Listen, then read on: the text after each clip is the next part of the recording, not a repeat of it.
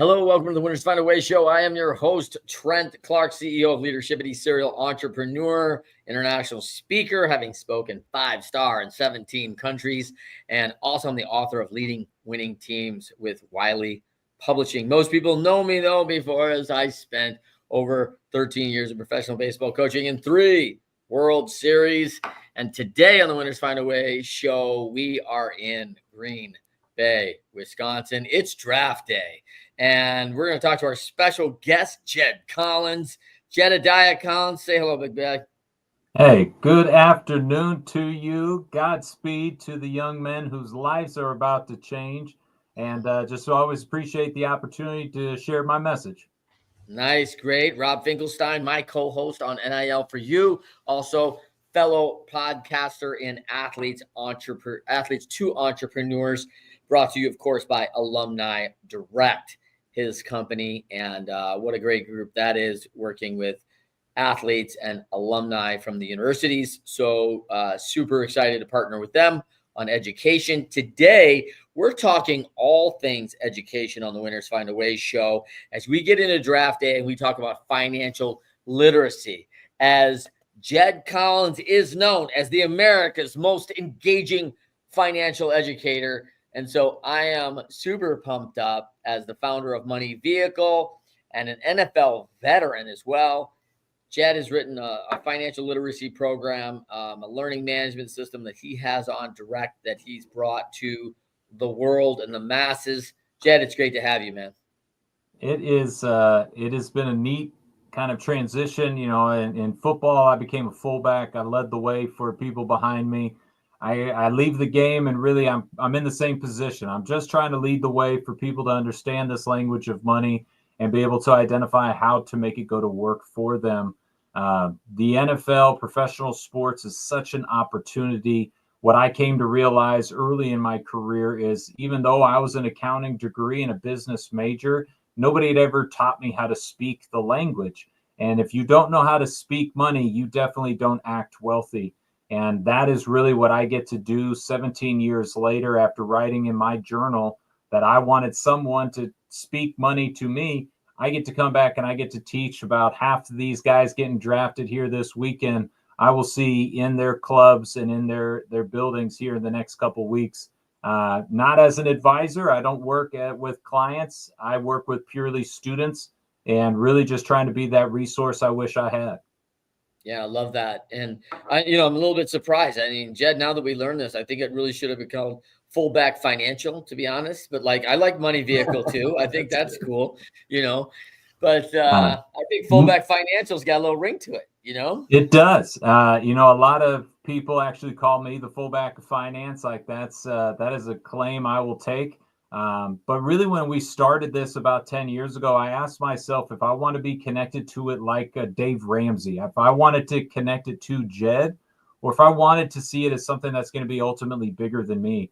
And that Money Vehicle is very intentional. One, it helps us build the curriculum's analogy around each chapter and topic. But really, it's the beginning and introduction to how we're going to treat things differently. We are storytellers. Money Vehicle is meant to get students to see money as a vehicle, as a verb. Money is supposed to be something that is going to take you somewhere. Money is not the destination. And so as we look at that curriculum, that message, that conversation is going to be much bigger than me, already is today. But as we look at the next few years at all these schools and states mandating this conversation, I want them to see this subject as something that they're going to take ownership of, not something that's connected back to me as an individual. So the hopes and the goals is as a, not just self-employed, but as an entrepreneur, it grows beyond me. It grows beyond my time. And I think as, Rob talks to athletes all the time, that differentiation between self-employed and entrepreneur is often misunderstood and confused. But I get to live in a world where I'm self-employed, like you as a national speaker. And then the entrepreneurial side is how do we go teach 1 million students a year this language? Yeah. So I love that, Rob, before we get into our, financial literacy journey as athletes, Jed, tell them where they can find you anywhere on the world, on the World Wide Web and socially. Socially, I'm going to be the fullback of finance, so you can go ahead and check me out on Instagram, TikTok, LinkedIn. Sadly, my world revolves mostly in LinkedIn these days. If you want to check out the curriculum, go to yourmoneyvehicle.com, yourmoneyvehicle.com. You're going to be able to see our standards and alignments to each state. You're going to be able to buy the homeschool version and package, or go and say, hey, my student is an NIL athlete and I want them to learn about credit cards in an hour. We have it all the way broken down to an hour and bite size. I love that. I love that. Like, Rob, let's talk about that now. I mean, Jed's hitting on all my like triggers, man. Homeschool, athletes, everything here. When you came out of college, I was lucky because my father was an accountant. So I was one of these guys, Jed, you'll appreciate that. Like when I was in 8th grade delivering papers, my brothers really screwed up by accidentally spending money out of their college accounts, right? A motorcycle just showed up in the driveway, right? Poof. So who knows how it got there? So when I look back at that time, I asked my dad, like, wow, you invest your money. What are you doing with my college money? Because I will be going to school on a full ride scholarship 5 years from now. And he was like, well, I invest my money. And I'm like, why are we not investing my college money? So I went and invested my money in Pepsi stock and Kellogg's because I was a Battle Creek kid and we were in the middle of the cola wars. You either drank Coke or Pepsi in the 80s, and that was it. And so I tell this story as a great financial literacy story for me because we had open lunches at my high school, and I would grab my friends. I'd be like, hey, Rob, Jed, let's go to lunch. And I knew from my 10K and my annual report that Pepsi owned Taco Bell, Kentucky Fried Chicken, and Pizza Hut. So I'm like, hey, Rob, Jed, I'm driving. Where do you guys want to go? Pizza Hut, Kentucky Fried Chicken or Taco Bell, because we only have 3 options in my world. I've got to get my stock up, right? And so meanwhile, my friends were doing this 5 days a week, right? And I thought we were having massive impact on the shares. Like my shares were booming, middle of cola or stuff. I mean, yeah, Michael Jackson was on a commercial for Pepsi, whatever. But me and my friends, we were having massive impact. This is before internet. So, you check it Saturday mornings on the paper, and my stock was up $1.25. And I'm like, oh my gosh, that's like $175, and I just thought like, man, I'm going to be a millionaire before. Genius. Yeah.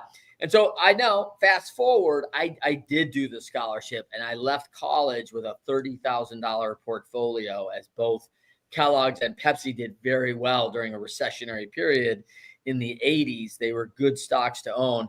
And so I did pretty good, right? And so it was a massive, 200x percentage in about 10 years. So on the rule of 72, pretty good return every 5 years, right? So not a bad percentage. So Rob, what did you know about your financials, coming out of college? Now I got to go get a real job. I'm done being Rob the runner, and now it's time to be Rob the employee. And I'm going to go do my thing. What did you know about money? Not a lot. I wish I would have, known you, with that story, but definitely Jed. Cause I mean, he's with the I would be set right now. In fact, I will say the one thing when I graduated and one of the companies I interviewed with, they had a 401k program. And at the time when I first started, they were paying like $2 to every dollar. And it had gone up as high as almost $8 every dollar. So like, I knew that was something good. So that was something that turned me on to the company. Like, okay, well, I got this pretty good company. I mean, if I'm going to put in $10 and they're putting $80, I'm doing well. So that was about my only financial literacy I had, but I wish I would have had, things out there like what you did, Trent, or, what you're doing today, Jed. Well, Jed, it's such a good point, Jed, because like, and I tell a lot of people, like, if you have a 401k match, like, whatever percentage they're maxing at, if it's at 5% or 6%, whatever it is, you get their maximum match. That's the minimum you have to do, right? Like you have to get, if they're offering 3% on 6, you go give your 6% and get that additional 3. Like it's a no-brainer. It's free money. What have you recommended people in that? Oh yeah. So this is chapter 10. This is in our tax advantage accounts. And then as you get into employer benefits, that free money is very real. I get to give real tangible examples of guys in the NFL. Not only do they get the $23,000 tax deduction, which for them is 37% tax savings right away, but then you do get that employer match, which is, pause, it's about another $20,000. So as you look at, when I was playing a decade or two ago, we did not have 100% participation in the 401k of professional athletes. That speaks to financial illiteracy in and of itself. Today, that is the goal, is to get the current player to see these opportunities and to really understand it. You mentioned the rule of 72. If I'm starting as an investor at age 25, I don't need to go get that 200% return. I have the greatest advantage as an investor of time. I just need to get in the game, stay in the game, and let my money go to work for me. I love your example of Pepsi, and I love the idea of starting to invest in things that you understand. Warren Buffett, don't invest in things you don't understand, but just starting is the massive, massive kind of fear. Today, what we teach in Money Vehicle, not to try to focus on being a stock picker. I looked at it and said 10K reports. 90% of people have never looked at a 10K report. They don't understand the financials and the fundamentals. So how do I become an investor if I don't want to get into the depths and the weeds? Our investment philosophy in 3 words is be average, index. Athletes look at me and they go, I've never been average in anything in my life. I say, investing is going to be the first one. I challenge you, be average in. Down the road, you can take on more risk. Down the road, you can find more of your specific, what's going to be your home run. But to get in the game, to get started as an 18, 20, 25-year-old, you just need to be able to look at it and say, I believe the 500 largest companies in the United States are capitalists. I believe they're somewhat greedy and they're there to make a profit. Let all of them go to work for you with a single selection in an index fund. And so I love being able to talk to people today. I was actually at a conference about a week or two ago down in Dallas, adult learners. So the audience was 22 to kind of 40-year-olds. And the question I had to a room of about 500 is, do you have to become an investor today to find financial success? 70% of that room said no. And it shocks me, but it also encourages me on the path that I'm on. You can no longer save your way to a financial plan.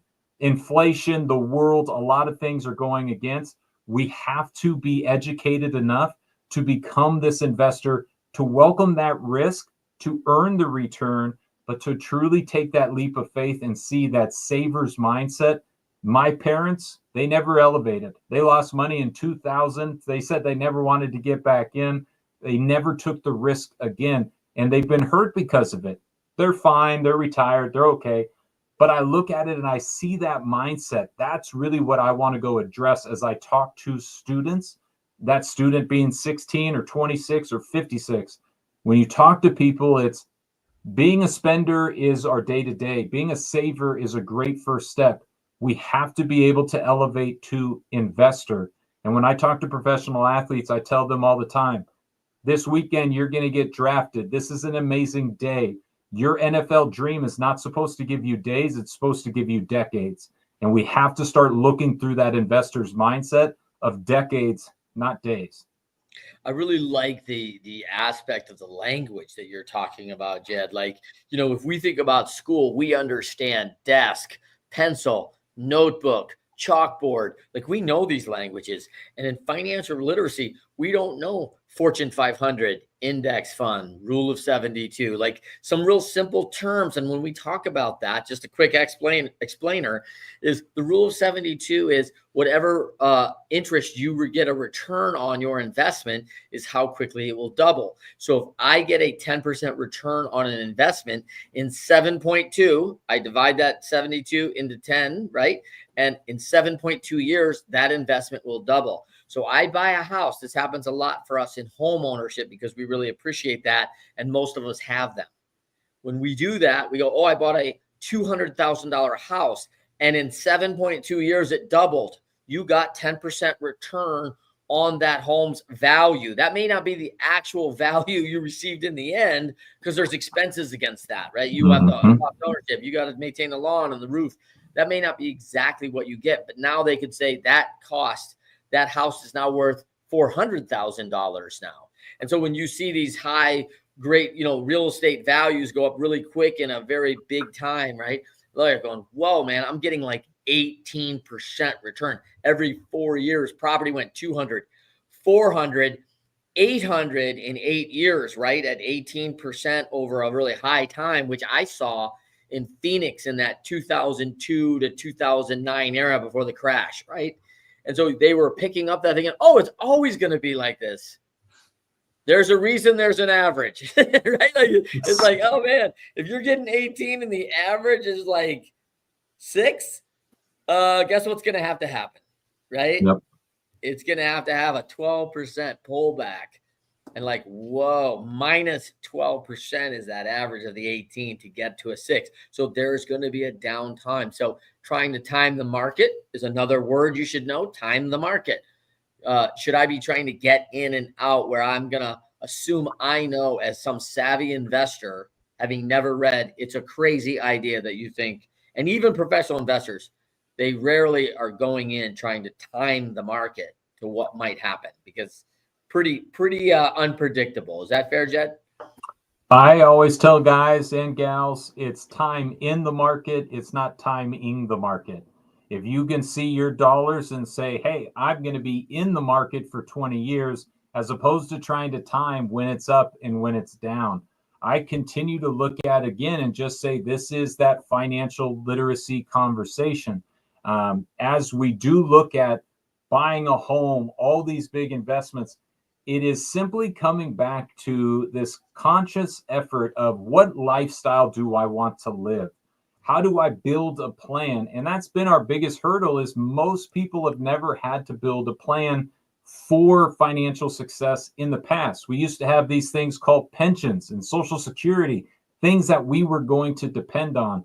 This generation, as we look at the future, 90+% of pensions have gone away. Even firemen and policemen and women are starting to lose that idea of a standard pension system.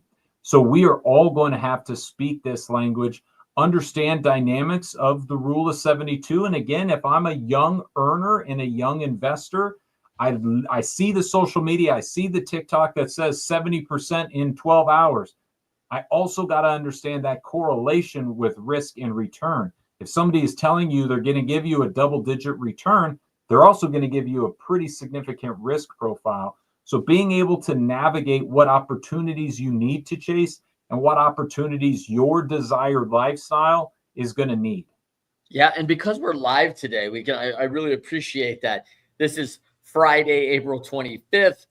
We had a new president take over about 90 days ago, less than 90 days.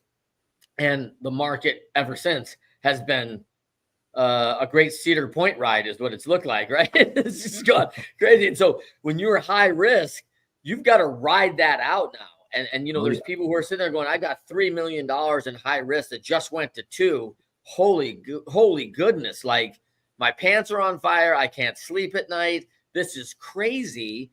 And I don't know if I can weather this kind of risk. And so there's stress components that come with doing that. Like, yeah, your portfolio is high risk and high reward. So maybe you could turn that. And this may be why you're in it, because you already turned in $1 million to $2 million in a 6-year period. Pretty aggressive growth, right?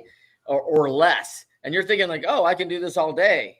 And then you get to a period like this, and it's very scary to ride that wave, right? And especially when you're looking at it. My dad said something very good to me one day. I said, wow, I'm really losing a lot of money in AOL. And he goes, oh, did you sell it yet? Bingo. And I said, no. And he goes, well, you haven't lost anything yet, because I still own the shares, right? Yep.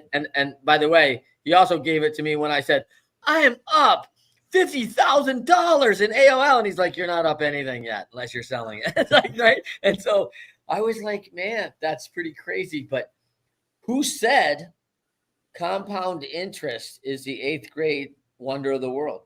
Albert Einstein. Yeah. Like, man, one of the most brilliant people of our time recognize like what Jed is saying, time in, compound interest over time. And this is why people are in love with the Roth IRA, right? Because the Roth IRA is a pre-tax individual retirement account. Another statement, right? That we're learning our notepads and pencils. IRA. Let me correct you. So it's a post-tax. So Roth IRA is one of those unique tools that after you get taxed today, you'll never be taxed again. Never be and taxed. That's why you look at young investors and say, why is a Roth going to be one of your greatest advantages? A lot of people will say, well, I don't want to be taxed today. I want the tax deduction.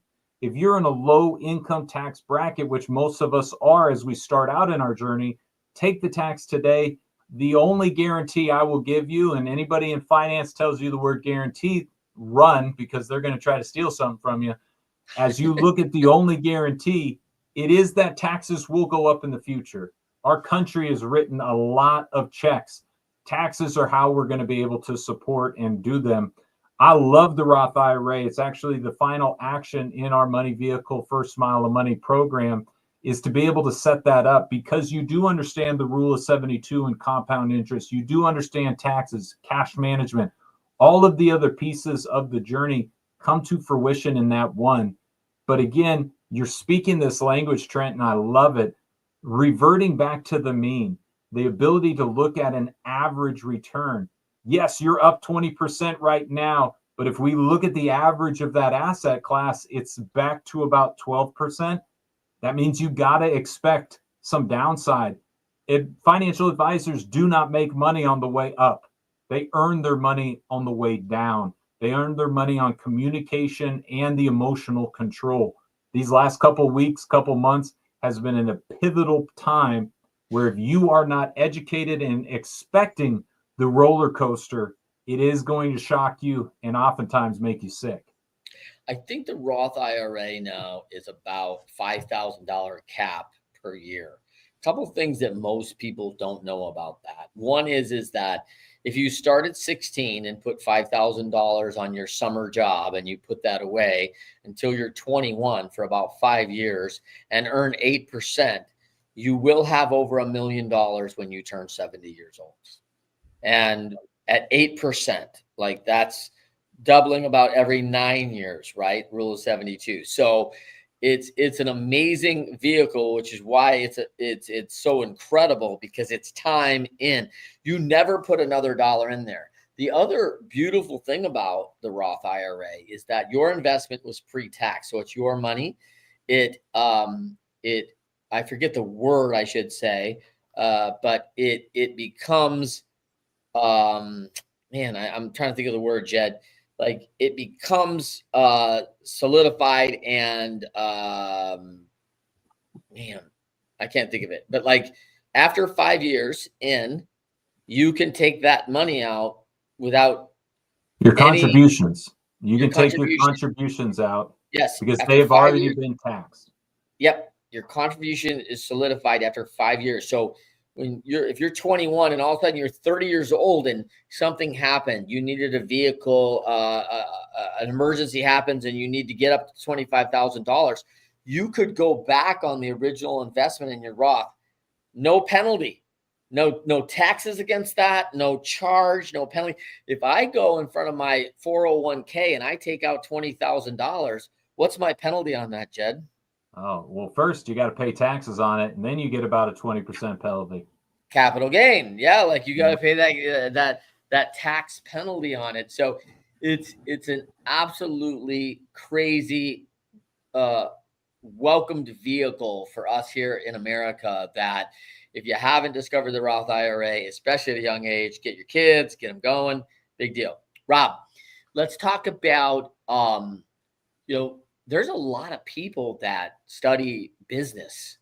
I mean, coming out with business degrees, sure, who really don't know these terms. This is not something that they necessarily studied, even though you're thinking like, whoa, like you've got a degree in business. If it's not in finance, they may not know this from marketing or from business management, because there's a lot of different spaces in the business college that's not around finance. Is that fair? Oh yeah, for sure. I mean, they're not covering all this stuff, and I guess the other thing that you're this whole conversation kind of prompted, and just switching gears real quickly. Um, what's kind of, Jed, the retention rate? Because you're working with some of these young high school athletes now with NIL and all that. Like, are they learning it quickly? Is it from like by the time they're seniors, or how do you see all that working out? What's amazing with this NIL era and high school athletes being paid, it's not just the athletes on high school campuses. There are a tremendous amount of young people having 1099, this gig economy, kind of ways to create new income stream. The appetite is endless right now. Social media has really opened this door, and where it kind of gives you a window to walk in, a lot of people are saying, I heard this word and phrase and I went and ran a marathon with it. And it's like, well, we need to further our education and understanding of how that thing fits together with a lot of other pieces. We, through the NFL Players Association, who I work very closely with, we look at the rookie, these gentlemen being drafted this weekend. They're not a rookie as we would compare them 5 years ago, even. These are third, fourth year veteran minds and money. They're coming into the league now as millionaires. So the appetite of, I want to figure out how to maximize my on the field earnings. I've earned it. How do I go start creating with it? But then off the field, I'm not just a professional athlete. I'm a business. I am, Jay-Z said, I'm not a businessman. I'm a business, man. As we look at this formation of LLCs, we got to begin conversations around trust, different types of insurance policies. We are starting to identify these individual athletes that in the past were go play ball, here's your $1 million, do what you got to do to kind of make that last. Now it's go play ball when you have your downtime. What brand are you building? What message are you putting out? What network and community are you starting to form? These questions from these young men and women, I work with the National Women's Soccer League now, they are hungry and thirsty for identifying how to speak this language. They've seen the horror stories. When I was playing, the Broke documentary came out, the statistics, the numbers, that is fading away because the modern day athlete sees themselves as more than an athlete, as a business, because the money has started to grow, but more importantly, it has been the individual welcoming this new wave of wealth. As we look over this next decade, professional athletes starting in high school, going to college, and then going to the pros, this is the new wave of wealth. I hate to say it, but that crazy parent, they are being rewarded right now because there are high school kids making 6 figures and there are college kids making 7 figures. The money is real. It is there. But now how do we educate and empower them to not just capture it for a few fun days, but again, to look through that decade horizon? I love it, Jed. We're at eHub today in Green Bay, hosting us, amazing facility, talking about entrepreneurs. And one of the things I'll ask you about, Jed, is that, man, I remember thinking like, man, if I could sign a pro contract for 6 years, $30 million and put it under an LLC and have my financial determination of how I wanted to be taxed, what expenses I could take against that, all those things, not possible, right? W-2 money, scholarship money, it works in a different way. But NIL, which Rob and I co-host the NIL for You show, NIL is a different deal because I can move all those agreements into an LLC. As a W-2 employee, you have very little you can do around taxes. As a 1099 business owner, you now change the formula. As an employee, I get paid, I get taxed, I spend money. As a business owner, I get paid, I spend money, and then I get taxed. Shifting the mindset of what do I have to spend to run my business, not as a NFL player, but my own NIL business. Any dollar I put into the business should not be taxed on. So now we have, again, educated athletes starting to say, I don't pay my agent and advisor for my NFL endeavors. I pay my agent and advisor for my NIL endeavors.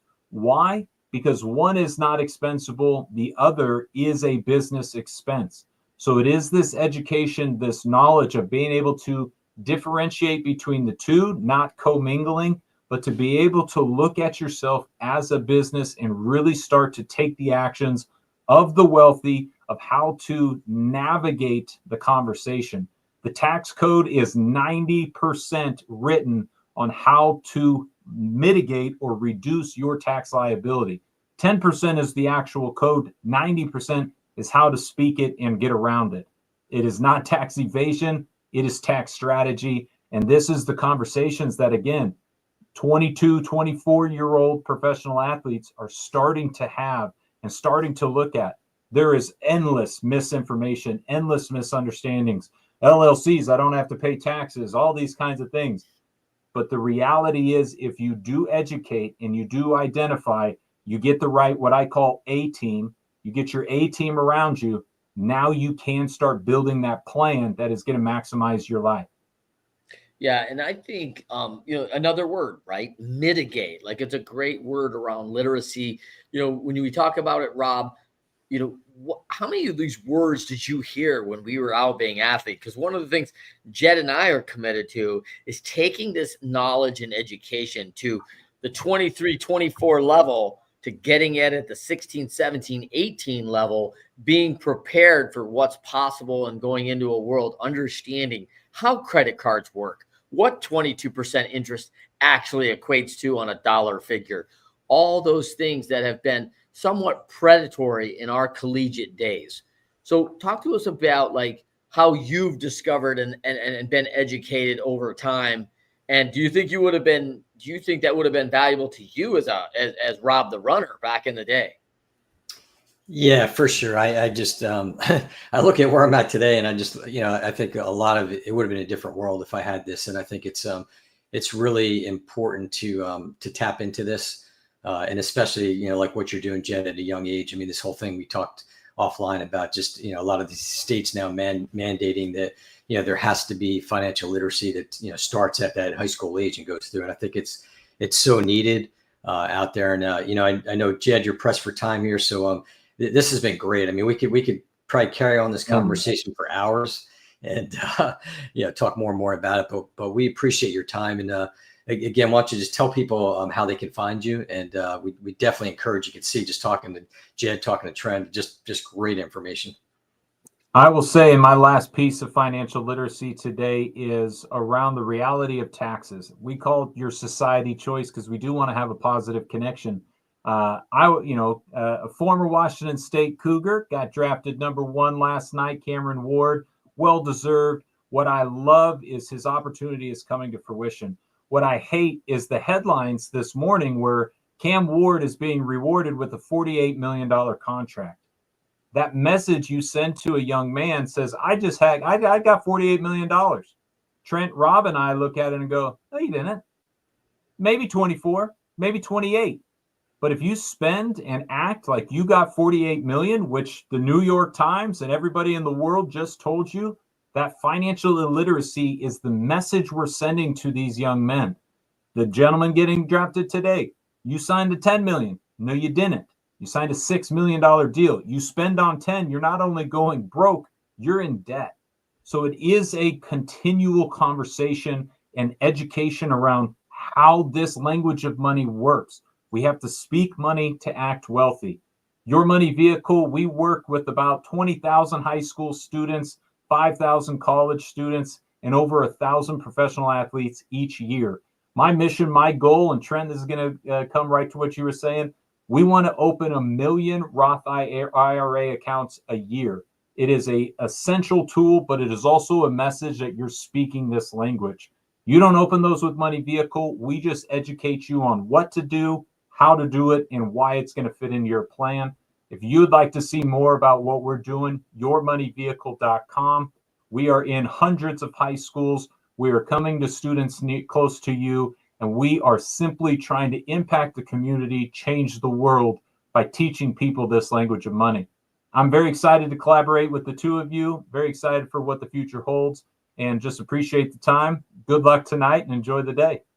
I love it. Jed Collins, Thanks, winners Jed. find a way. I love it. Talking money on draft day, probably in a way that no one thought we were going to talk money on draft day about the big numbers, but the realistic real deal of money on draft day. So Jed Collins, thank you so much. For my co-host, Rob Finkelstein, we'll see you next time. Winners find a way.